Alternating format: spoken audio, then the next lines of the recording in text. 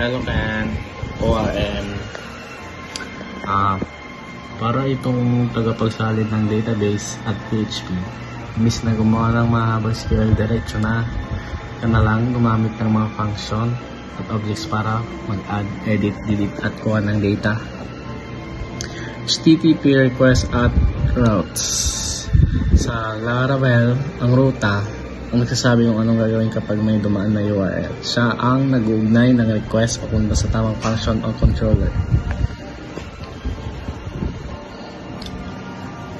Sa sa Blade templating engine, ito ang gamit para gumawa ng HTML page na malinis at magaling i-reuse.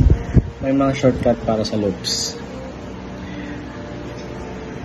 If else at layout para hindi pa ulit-ulit ang code.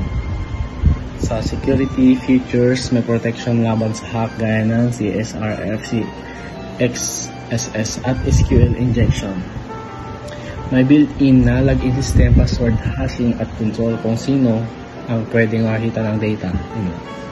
Tapos sa task scheduling, pwede kang magpa-automatic ng task. Halimbawa,